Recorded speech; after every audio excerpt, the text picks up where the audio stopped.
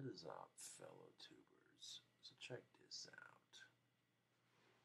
There was a review on my Etsy. People were saying that the wands are covered in hair, and I can see where they get that mistake from. It's actually wood shavings from the carving process. It does not affect the wand's quality, nor does it affect the wand's power. Just wanted to clarify that with you. I've done several responding reviews, I guess, review responses, whatever you want to call them. People would buy my wands, give them like a 2-star rating, and leave some BS comment. As a business owner, you're going to encounter this kind of thing, so the only thing you can do is be as professional as you possibly can. And it sucks because nobody likes to deal with it. But at the end of the day, you can say, you know what, I'm making an honest dollar doing something for myself. So, fuck what the haters think. And for that matter, fuck my temper. I went and had a soak in a hot tub and I walked home in the rain afterwards. That's just what I needed to relax and, you know.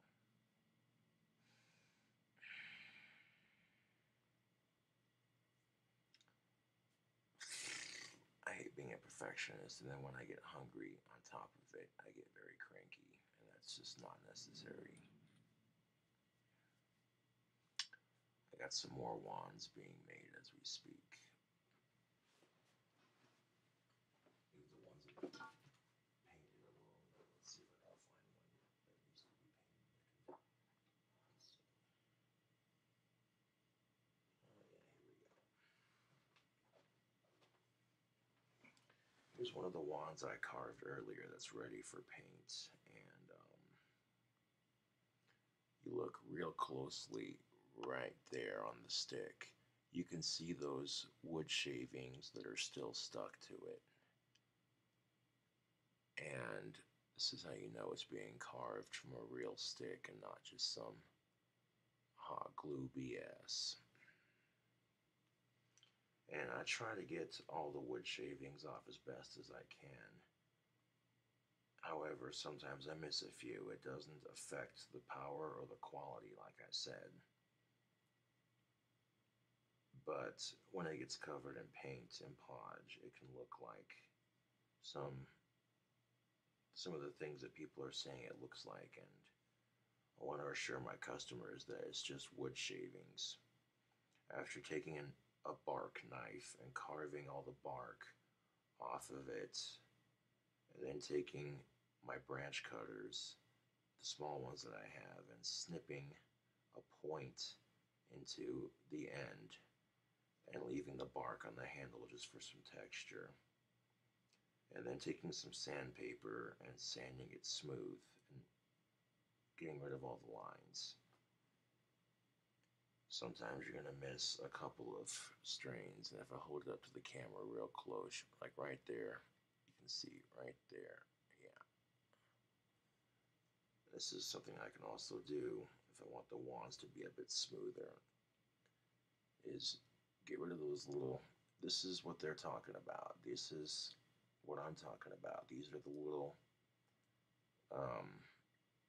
wood shavings that I miss sometimes when I'm carving the wands for Etsy. And it's better to get them off now than when the paint's on there, because then you got to repaint it if it peels off anything. So I wanted to show my customers that it's not hair, as you can clearly see. It's just the grain of the wood.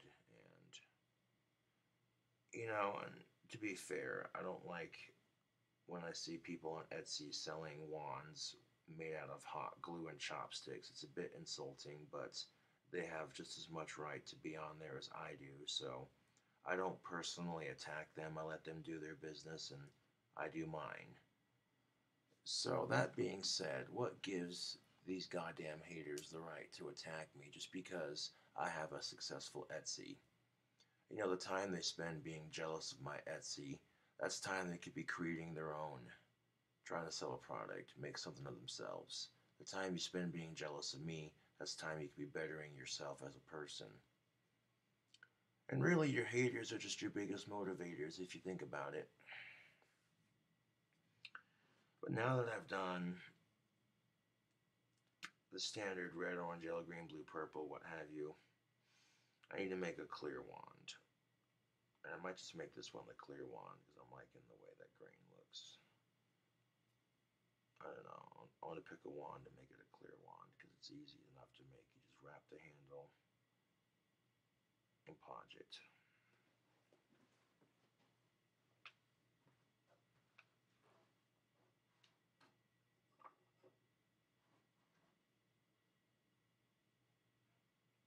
This one's got a pretty red bark on it. Some like this way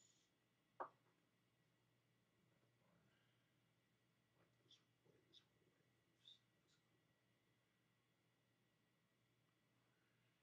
cool. I can make that long one the roster wand. But I like the way this clear wand waves after sanding all the nubs off of it. It's got kind of a sort of, you know, zigzaggy effect. Um, so once you've carved your wand, if you wanted to add a handle after painting it, just basic leather, you know, it's real easy. Two things.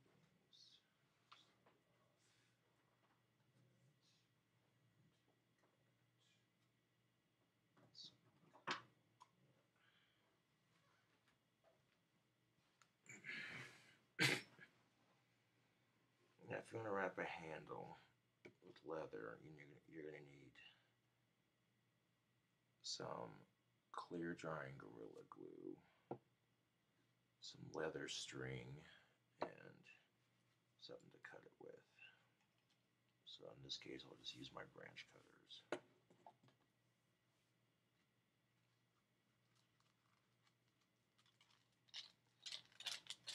Right now I have a night video I made walking around downtown, messing with the street lights, addressing the rumor that's circulating on my Etsy page. People saying my wands are covered in hair. I'm like, what? What is that? That's wow. That's ridiculous. Alright. So, oh, shit, almost dropped it, but I caught it. Alright, cool. Alright. So now that we got our wand carved out, let's add a handle to it. And this is the wand I want to make the clear wand. And look at that. See that? That's a wood shaving right there, if I ever did see one. Before I wrap the handle, let's go ahead and peel that off. Yeah, I see you. Get off of there. And sometimes I don't get the wood shavings off all the way, and like I said, it doesn't hurt the quality or the power of the wand. At least that's how you know. You can tell it's carved out of a real stick and not just some chopstick hot glue mess. Which makes them a bit more authentic because you can see, you know, all the colors of the grain and the imperfections in the cut of it.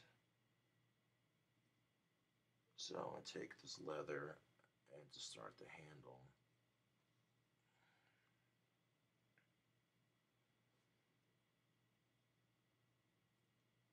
I'll explain all the steps after I get it tied. It's not going to take too long to explain, and it's pretty simple if you follow the directions.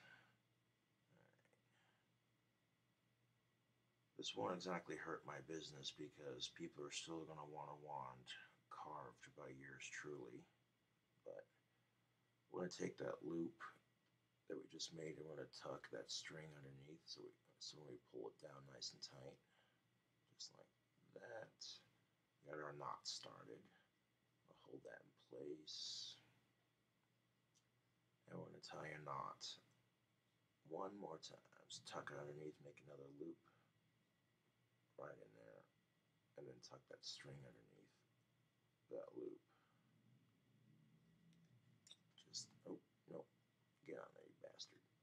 Just like that. There we go.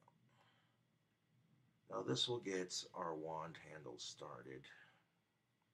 So what I'm going to do now with this leather is I'm going to tuck this little piece that we just made right there underneath. And we're going to hold that piece flat to the stick, and we're going to sit here with our roll of leather string, and we're going to wrap it. I'm pulling it as tightly as we can, just holding it tight and pulling it tight. Now that we got it down here, we're going to rewrap it to the opposite direction to kind of give it that effect that we're going for. Again, we want to hold it nice and tight. We don't want these loops coming off while we glue it.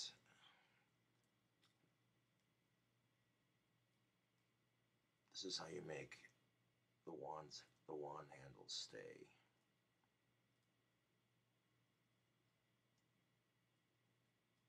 Pretty much. Now we got it back up here. We're going to wrap it a couple more times around that first knot we made. And kind of get the guard for this wand formed. There we go. Now that we got the handle on, take our roll and roll it up a bit, but not too much. We're going to leave just a little bit exposed. Not that much. You don't need a whole lot at this point. And you just get something to cut it with. I'm going to trim that real quick. Get on there. So I'll get the wands done faster. This wand doesn't take that long because there's no paint.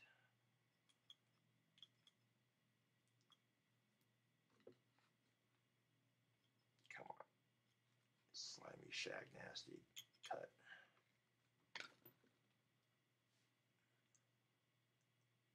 And you can always tear it with your hands. Worst case comes to be, I'm going to end up doing that. These branch cutters aren't wanting to cooperate. Those are more for cutting wood anyways. There we go. Just yank it. Didn't take that. Of course, right there, it broke right where I cut it, so I guess that works just fine. Alright, so now we're going to pull that and leave that little strain right there. We're going to loop it around our finger to keep it from coming off and coming unraveled. And this is the tricky part. This knot's going to be a lot more difficult than the first two that we made earlier. This is where you want to try to tie another knot at the top with the leather. If you go to unwrap it just a little bit to make that loop come around one more time. And remove my finger. There we go. Make that final loop right there and pull it nice and tight. And push that little strand right through the hole one more time. And then pull it as tight as you can.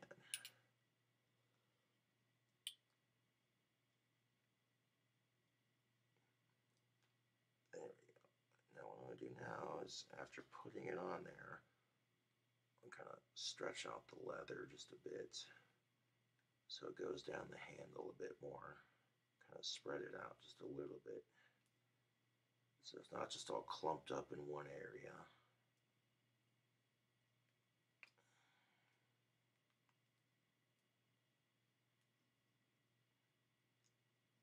And I like the way the natural grain of this looks. That looks pretty. There we go. Now that we got the leather stretched out all across the handle just like that, we're going to put a dab of Gorilla Glue on our final knot right there where that string meets, and pull it tight just to make sure it ain't coming off. Now pretty much after that glue dries, you take some scissors or a knife and you want to snip that excess off up to that dried mountain or dab of glue that you put right there. And this is the glue I use, that way I know for a fact that knot ain't coming undone. And then right after I glue it, if you want to make it nice and shiny, and after you snip the excess off of the leather up to that dab of glue, just cover the entire thing in that Mod Podge and it'll make it nice and shiny. I'll show you which Mod Podge I use here in a second.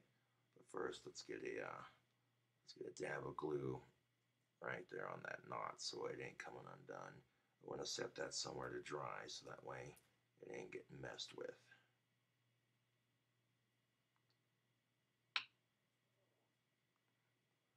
And there's a big difference than just having it blank with nothing. And you take time to wrap it. It's kind of a pain in the Asperger's, but it adds, and this part's going to be a lot flatter than like this part right here. So, yeah. Nice thing about this clear drying Gorilla Glue is that it dries clear. So when you're putting like a dab of glue and kind of spreading it around that knot that you just made, that last knot, that's going to hold in place very nicely. Right there you can see the shiny, that's where I put the glue. And you don't need a whole lot, just enough to cover that knot in a complete circle. There we go. And after carving it out with some sandpaper, a bark carving knife, and some tree trimmers like the ones you just seen, those exact ones as a matter of fact. Now we're going to let this bitch dry. And when it's done drying, we'll just, like I said, trim the excess off that leather so it's flat with the glue that's dried, and then cover it in Mod Podge, and there you be. The only step that you'd have to change if you wanted to paint it, like I said, is just paint it, let it dry. It just takes longer for the wand to finish if you want to paint it. But yeah, 1 second.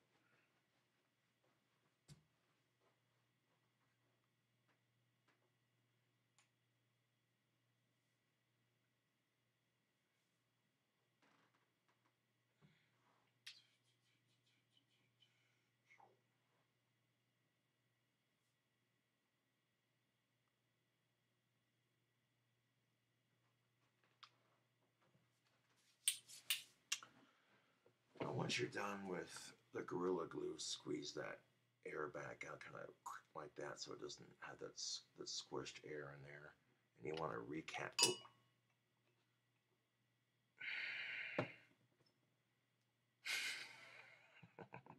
That's the little shit I'm talking about as I drop the cap into my cup, and that's going to be washed out. Son of a bitch.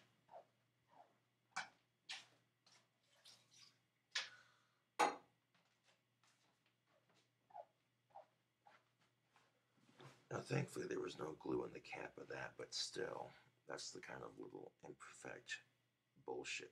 Yeah, over it already. Like, fuck it. It's fucking stupid. In other news, Notre Dame caught fire. Did somebody let Quasimodo play with the lighter again? Oh. Or is God just pissed off at Catholics for molesting children and hating on homosexuals? Have you seen The Last Supper? I don't see any chicks there.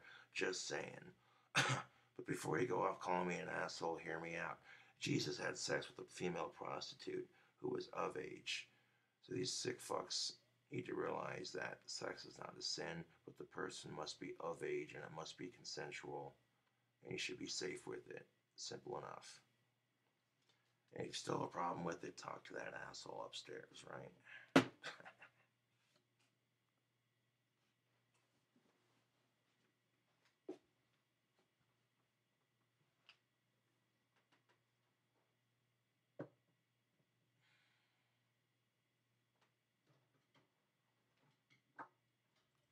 Now, all political jokes aside, as a bell tower enthusiast, I'm like, oh, that sucks. That's a historical landmark right there. And thankfully, no one was hurt, so that I know of, they didn't say anything in the news about people dying, whatever. They just said, Notre Dame is burnt to the ground. And I'm like, oh shit, that sucks. And I picture if it was a temple that I went to practice my belief, what if that had burnt to the ground? That would suck. So for that, I actually feel bad for them, and I hope they can get it repaired as quickly as possible. People think, well, you practice magic. Wouldn't you be against that God loving bullshit? Yes, but that doesn't mean I can't be sympathetic. I mean, what are you going to do when something like that happens? Like, well, shit, that just happened. Like, you're sitting there, you really can't complain when the glue cap comes off. I mean, when it falls into your cup or whatever, it's just, it is what it is.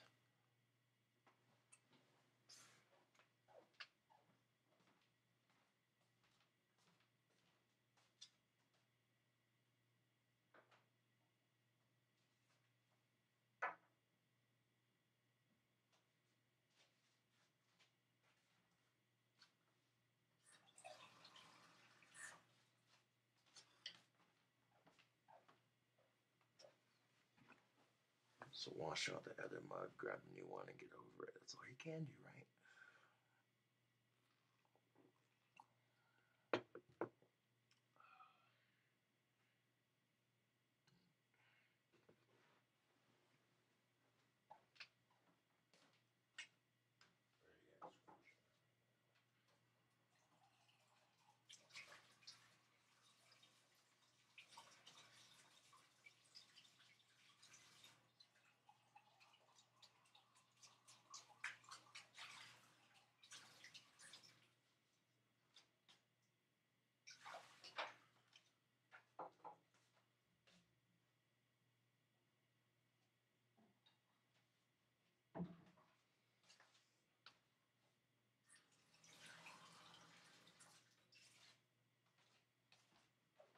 I mean, there wasn't really anything in the cap, but just to be on the safe side, fucking rinse it out with some hot water. You should be fine.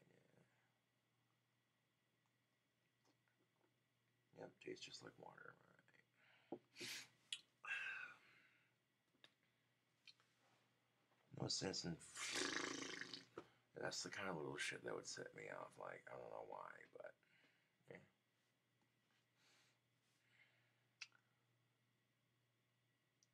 And it doesn't matter what you're using to carve the stick. If you're using a lathe or a knife or some sandpaper.